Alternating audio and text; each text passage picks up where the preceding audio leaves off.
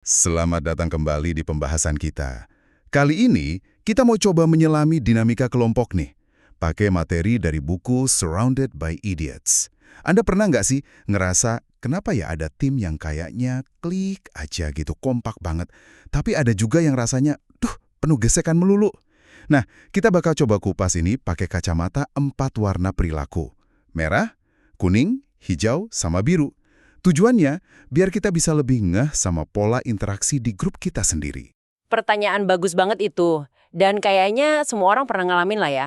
Kerangka warna ini, walau kelihatannya simple, tapi ngasih cara pandang yang lumayan menarik buat lihat pola di balik cocok nggak cocoknya orang di sebuah kelompok.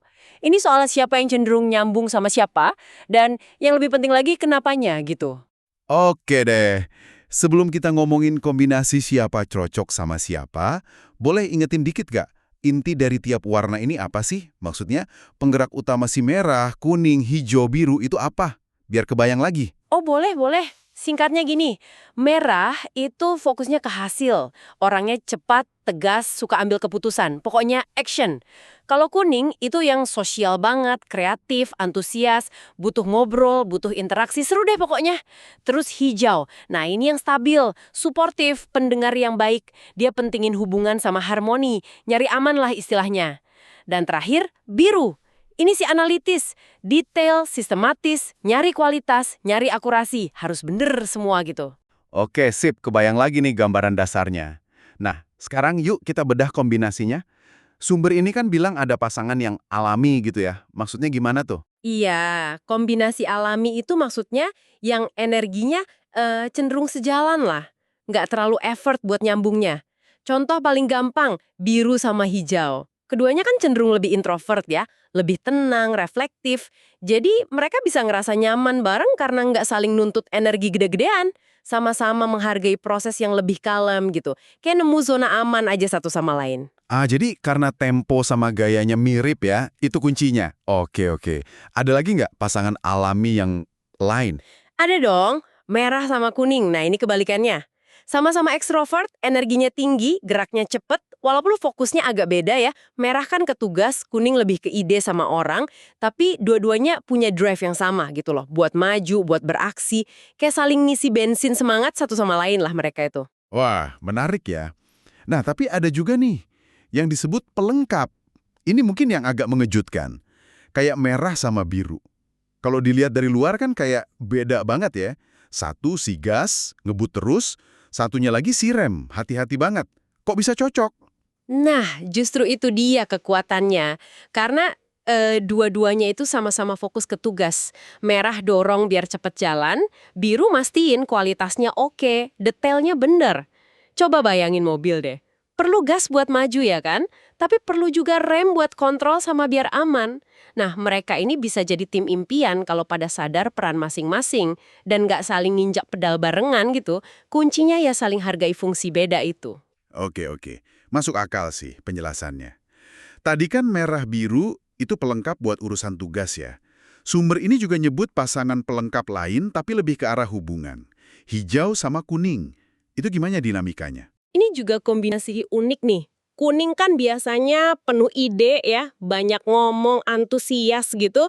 Ketemu sama hijau yang pendengar hebat, sabar, suportif. Jadi si kuning bawa percikan energi sama ide-ide baru. Nah si hijau ini ngasih stabilitas, ngasih rasa aman buat si kuning cerita. Satu bicara, satu mendengar. Kalau pas porsinya, ini bisa jadi fondasi hubungan yang kuat banget dan harmonis. Tapi kayaknya kita semua juga pernah ada di tim yang, aduh, kok rasanya susah banget ya kerja barengnya. Apa kerangka warna ini bisa jelasin juga kombinasi yang cenderung bermasalah? Oh, tentu aja. Ada kombinasi yang emang dari sananya punya potensi gesekan lebih gede kalau nggak ada kesadaran diri. Misalnya merah sama hijau. Merah kan cepat, Oh, dominan ya. Itu bisa bikin hijau yang cinta damai, yang butuh waktu, jadi ngerasa tertekan atau kayak nggak dihargai gitu. Atau kuning sama biru. Nah ini bisa kayak minyak sama air kalau nggak hati-hati. Kuning kan spontan, nggak terlalu suka detail. Ketemu biru yang butuh banget struktur, akurasi, fakta, wah bisa frustrasi dua arah itu. wah ya kebayang sih konfliknya bakal kayak gimana. Di sumbernya juga diceritain soal eksperimen yang menarik ya. yang orang dikelompokin berdasarkan warna yang sama. Apa tuh hasilnya? Nah, eksperimen itu justru nunjukin betapa pentingnya keragaman. Penting banget itu. Kelompok yang isinya merah semua, udah deh isinya debat melulu, rebutan siapa yang jadi pemimpin, gak maju-maju. Kelompok kuning, seru sih, idenya banyak banget. Tapi ya gitu, buyar, gak ada hasil konkretnya. Cuma seru-seruan aja. Kelompok hijau, nah ini kebalikannya. Terlalu pasif, ngehindarin konflik terus, akhirnya nggak ada keputusan yang diambil. Diam aja. Kalau kelompok biru, wah ini kejebak di analisis detail terus-terusan. Nggak kelar-kelar kerjaannya, sibuk nyari data terus. Jadi jelas banget ya, kalau kelompok yang isinya sama semua malah nggak efektif. Terus kesimpulan utamanya apa nih dari semua ini?